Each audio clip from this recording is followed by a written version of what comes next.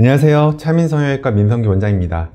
오늘은 그 코 제거 수술을 계획하면서 이제 상담을 받다 보니 제일 많이 들었던 얘기 중에 하나가 코끝이 무너진다, 콧등이 무너진다, 코가 주저앉는다, 이런 얘기를 많이 들으시고 걱정스러운 눈빛으로 이제 병원을 내원하시는 분들이 굉장히 많습니다. 그래서 이런 얘기들이 이제 과연 왜 나오는지, 또는 그리고 이런 것들을 우리가 사전에 어떻게 판단을 해볼 수 있는지를 오늘 같이 얘기를 좀 나눠볼까 합니다. 첫 번째로, 코가 무너진다는 표현이 단순히 어디가 무너지는지, 어디가 무너지고 어떤 변화가 있을지를 사실 먼저 생각을 해봐야 됩니다. 그 원장님들이 말씀하시는 게 코끝이 무너지는 걸 얘기하는 건지, 콧등이 무너지는 건지, 비주가 무너지는지에 대해서 좀 더 명확하게 생각을 좀 해봐야 되는데, 실제로 코 수술을 할 때 무너지는 일들은 단순한 수술, 그냥 코 수술 한번 했는데 코 수술이 마음에 안 들어서 빼는, 그리고 코를 원상복구시키는 그런 수술에서는 실제로 무너지는 일은 거의 일어나질 않습니다. 실제로는 아무런 문제 없이 제거하고 깔끔하게 종결되는 경우가 사실 98, 9% 이상입니다. 근데 특별한 상황에서는 이제 무너지는 것을 예상할 수가 있는데, 수술을 여러 차례 했거나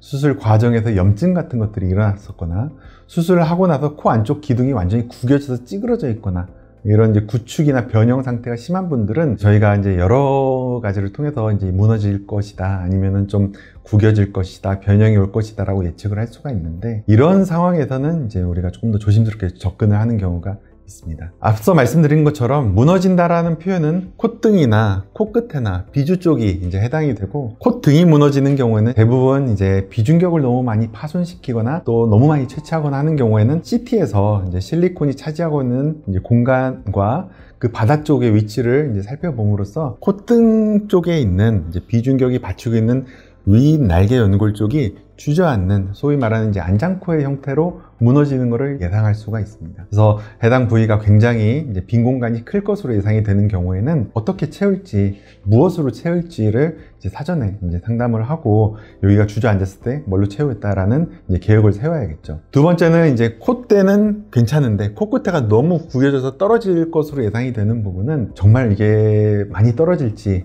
구겨질지, 코끝에 텐션이 얼마나 가해져 있는지를 이제 미리 이제 판단을 하고, 상황에 따라서는 전체 제거를 하지 않는 것을 권유하거나, 아니면 안전한 대체 물질로, 대체 조직들로 채우는 것들을 이제 보통 가정을 하는데, 실제로 코끝의 경우에는 코 안쪽에 있는 비주의 연골과 콧날개 연골들이 이제 손상이 심하다면, 손상이 심한 상태에서 기둥으로 지지하고 있는 경우에는 제거했을 때 이제 무너짐이나 망가짐 같은 것들이 실제로 발생할 수 있습니다. 대부분 무너지는 방식은 코 안쪽에 지지하고 있는 연골이 제거가 되면서 안쪽에 있는 비주 쪽의 콧날개 연골이 완전히 구겨진다든지, 아니면 구겨지면서 안쪽으로 말려 들어가는 함몰의 형태로 발생이 되는데, 이런 경우에는 제거 수술을 하면서 안쪽을, 기둥 쪽을 진피나 아니면 뭐 알로돔이나 연골 같은 것들을 싹싹 비주를 고정을 시켜주면 안쪽에서 구겨지거나 또는 안쪽으로 말려 들어오는 것을 상당히 예방할 수가 있습니다. 세 번째, 비주의 경우에는 이제 비주 쪽에서 여러 번 수술을 하면서 구축이 왔거나 이제 찌그러지거나 또는 이제 염증이 생겼었거나,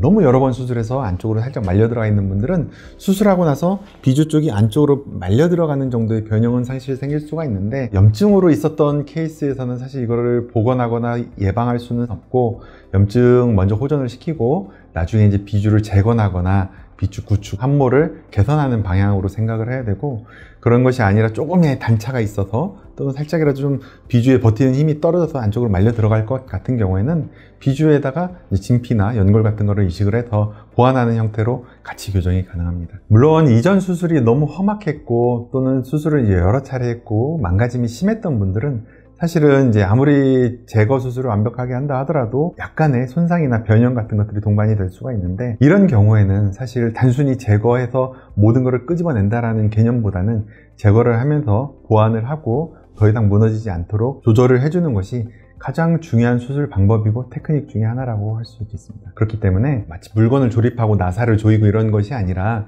안쪽에 있는 구조들을 다 펼치고 집어넣었던 재료들을 제거를 하고 그들의 이제 밸런스와 상처가 나오면서 변할 수 있는 모습까지 다 감안을 해서 이제 교정을 해줘야 되는 작업들이 동반이 되기 때문에, 단순히 이거를 집어넣었던 거를 풀러서 꺼낸다, 아니면은 원상복구한다, 이런 개념이 아니라 제거를 하면서 모양적인 이상이 없게, 그리고 살아가면서 위화감이 없을 수 있게 이렇게 만들어 주는 것이 굉장히 중요한 고난이도 수술 중에 하나입니다. 그렇기 때문에 제거 수술이라 하더라도 재수술의 경험이 많으신 분에게 제거 수술을 어떻게 완벽하게 그리고 조금 더 보완할 수 있는 방식으로 할 수 있는지를 같이 고민하는 것이 굉장히 중요합니다. 어떤 분들은 빼기만 하면 되는 거잖아 이렇게 생각하시는 분들도 있으세요. 그런데 제거 수술은 단순히 빼는 수술이 아니라 코 안에 있는 구조를 전부 다 이해를 해서 이 구조들이 어떻게 만들어졌을 때 외관상으로 변형이 생기지 않을 수 있는지를 전반적인 이해를 하실 수 있는 분들이 할 수 있는 수술입니다. 그렇기 때문에 제거 수술은 가급적 코 성형에 대해서 이해도가 높으신 경험이 많으신